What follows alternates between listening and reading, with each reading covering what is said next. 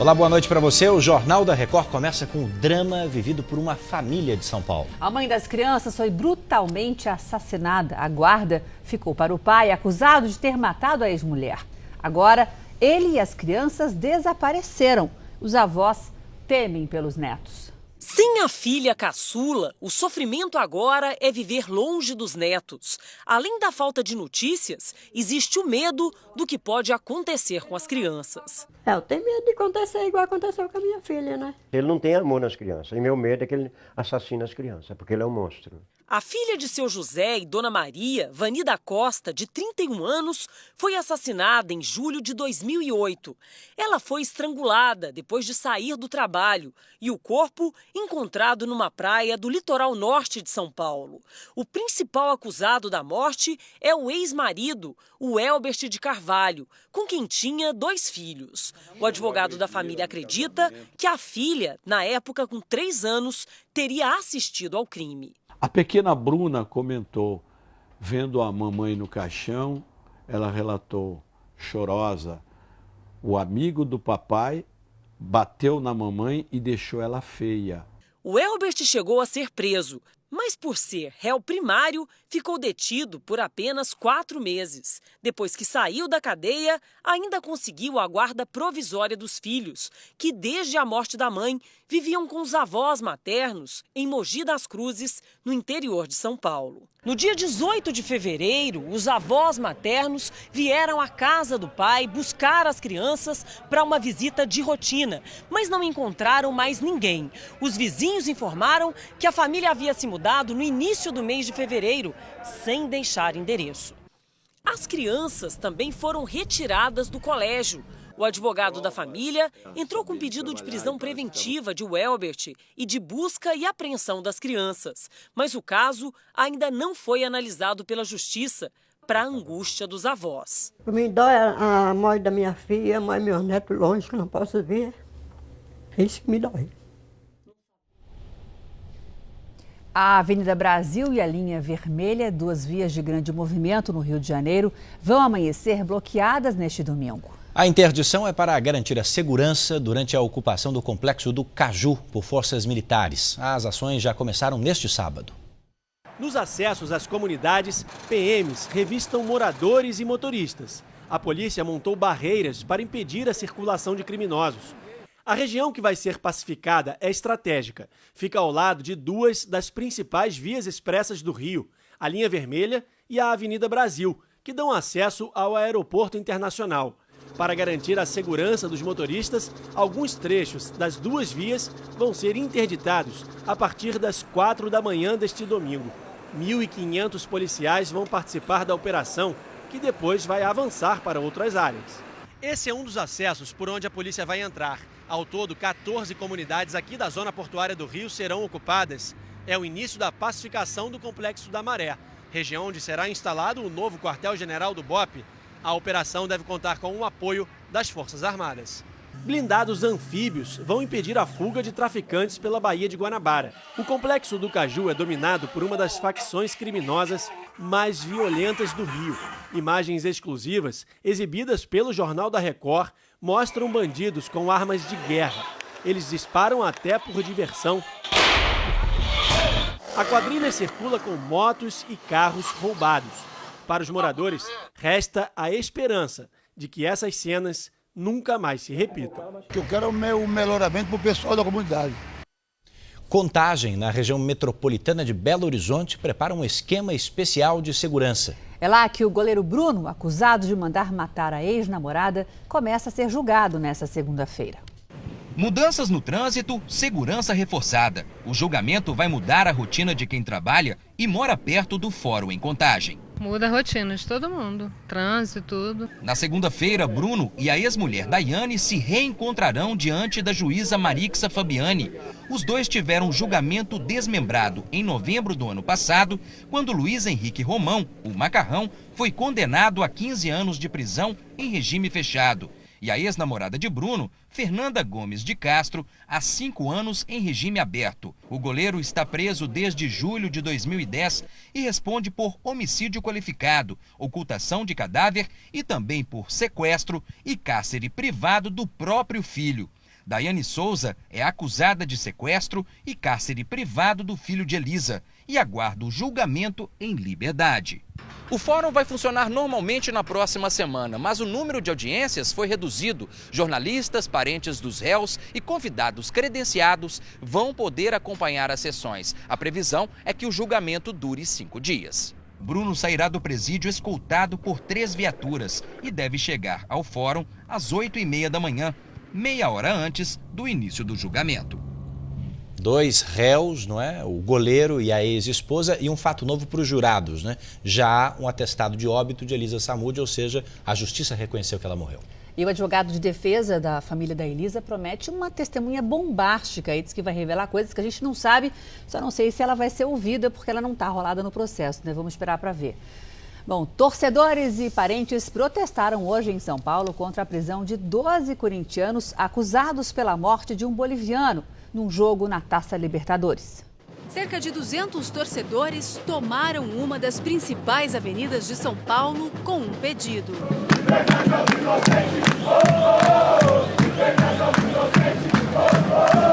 Os caras são tudo inocentes, cara. Tudo inocente, são tudo família, tudo amigo. O nome dos 12 torcedores presos estampavam as faixas. Os familiares participaram do protesto, que teve até 1 minuto de silêncio. Pela liberdade de todos que estão lá. Eu, como mãe, peço pela mãe de todos que estão lá. Os torcedores vieram até o prédio onde fica o consulado da Bolívia, na Avenida Paulista. Eles querem a liberdade dos torcedores que foram presos no país, acusados de matar o jovem Kevin Espada, de 14 anos. O menino morreu durante o jogo de estreia da equipe na Copa Libertadores da América contra o San José, em Oruro, na Bolívia. Segundo as autoridades locais, Kevin foi atingido por um sinalizador que partiu da torcida corintiana. 4 dias depois, no Brasil, um rapaz de 17 anos se apresentou à justiça e assumiu o disparo. Quem soltou o rojão já se apresentou, agora tem que soltar os inocentes que estão presos lá. Ivone está grávida de 7 meses. Desde a prisão, ela falou com o marido 2 vezes. Eu estou torcendo para todos eles que estão inocentes sair de lá o mais rápido possível. Uma quadrilha invadiu uma revendedora de carros no Rio e levou 4 veículos. O circuito de segurança gravou a ação dos bandidos. O ladrão encapuzado e armado se aproxima do local onde está o vigia. Um segundo assaltante tenta cobrir o rosto com a camiseta. As imagens do circuito interno também flagram o momento em que o segurança é rendido na loja. 2 minutos depois, todos saem. Eles pediram, onde é que estão as chaves dos veículos? Aí meu funcionário imediatamente disse para eles onde estavam. Eles parecem pegar um saco plástico, encheram com as chaves todas e levaram para o fundo da empresa. Eles tinham mais de 50 opções para roubar, mas decidiram pelos veículos que estavam na parte da frente da loja, que são os modelos mais novos e mais caros. Mas foi aí que a tecnologia pregou uma peça nos bandidos. O ladrão de capuz se aproxima de um carro importado de R$150 mil. Ele tenta ligá-lo. Depois de 4 tentativas, desiste. Os criminosos desligam o sistema de vigilância e levam os modelos mais simples. Mesmo assim, o prejuízo da agência, que fica na Barra da Tijuca, foi de R$300 mil.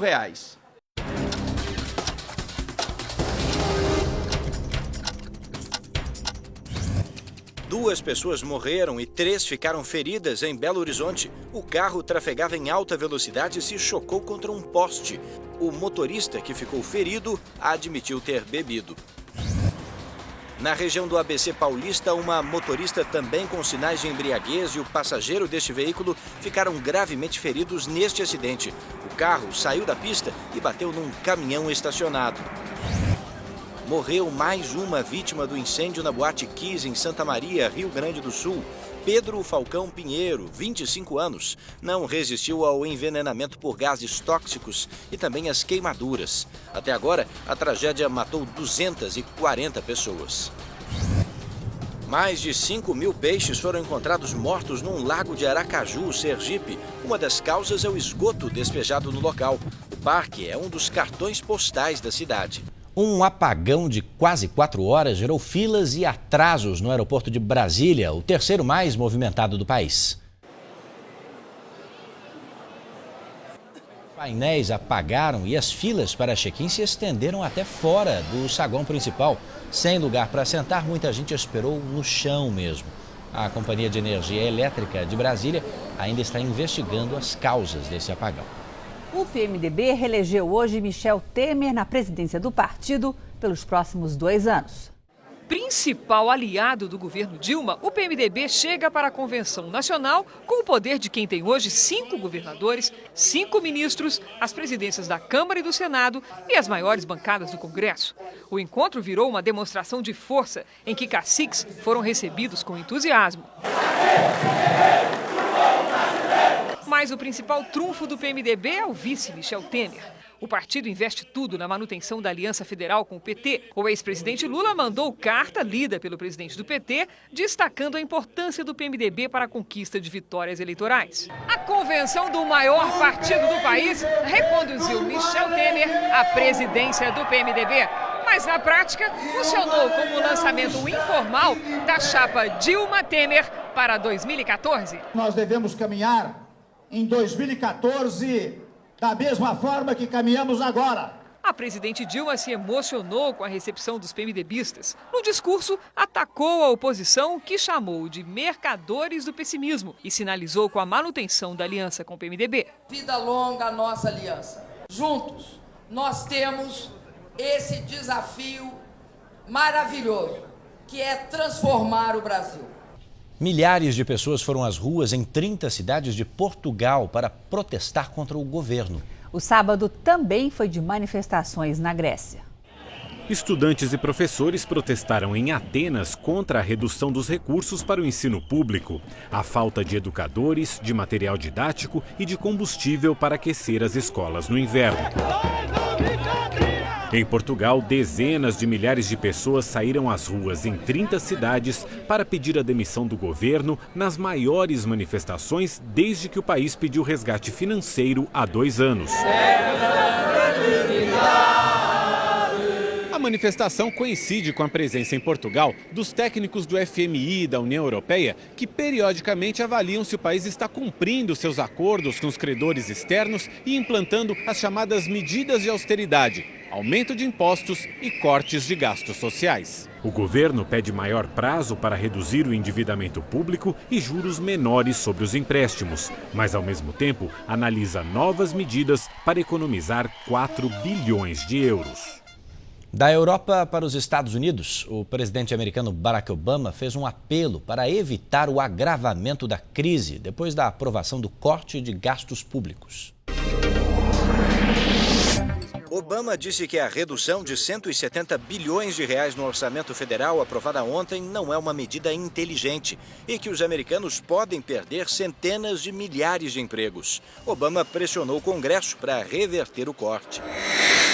O vice-presidente da Venezuela, Nicolás Maduro, disse que Hugo Chávez passa por uma quimioterapia e está animado com a recuperação. Segundo ele, Chávez respira com a ajuda de aparelhos e se comunica por bilhetes. Rebeldes sírios explodiram um helicóptero do exército no norte do país. É a segunda aeronave derrubada esta semana pelo grupo de oposição ao presidente Bashar al-Assad. Tropas do governo bombardearam cidades próximas à fronteira com a Turquia. Às vésperas da primeira reunião de cardeais que vai definir a data de início da eleição do novo Papa, a revista de maior circulação na Itália afirma que todos foram espionados no Vaticano. O monitoramento de e-mails e telefonemas teria começado há cerca de 1 ano, episódio que ficou conhecido como Vatileaks. Os grampos teriam sido instalados por ordem do secretário de Estado do Vaticano, Tarcísio Bertoni. Ele foi a única pessoa, além de Bento XVI, que teve acesso ao relatório feito por 3 cardeais, a pedido do Papa, revelando uma rede de corrupção e prostituição homossexual no Vaticano. Aqui no Brasil, Zico, o eterno camisa 10 do Flamengo, completa amanhã 60 anos. E na sede da Gávea, a torcida e o clube fizeram uma homenagem ao maior ídolo da história do time rubro-negro. Nem a chuva foi capaz de atrapalhar a homenagem. Chuva? Que chuva? Os súditos rubro-negros tomaram a rua em frente à sede do clube na Gávea. Zico é demais, demais. Eu amo ele. Estou até emocionado aqui, dá vontade de chorar. Bastou o rei da nação rubro-negra aparecer na sacada da sede do clube para ser ovacionado. Zico estava acompanhado da mulher, dos filhos e dos netos. Na festa pelo aniversário de 60 anos do maior ídolo do Flamengo, quem estava mais nervoso era o escultor, responsável pela criação da estátua em homenagem ao eterno camisa 10 da Gávea. Cada obra é única e imortalizar uma pessoa como o Zico, acho que qualquer artista gostaria de estar aqui hoje no meu lugar. Junto com o presidente do Flamengo, Zico retirou a bandeira do clube que cobria a estátua e posou ao lado da homenagem que eterniza a comemoração de um gol do ídolo. Ser homenageado com uma estátua não chega a ser novidade para Zico. Já existem duas dele no Japão, onde fez sucesso jogando pelo Kashima Antlers na década de 90, e uma outra no Maracanã, já que o Galinho de Quintino é o jogador que mais fez gols na história do estádio. Mas essa aqui, feita pelo clube, onde ele é considerado o maior ídolo de toda a história, tem um significado diferente. Não que eu esperasse por isso, não, de maneira nenhuma. Mas ela é especial, lógico. Ali já está a marca do Flamengo também.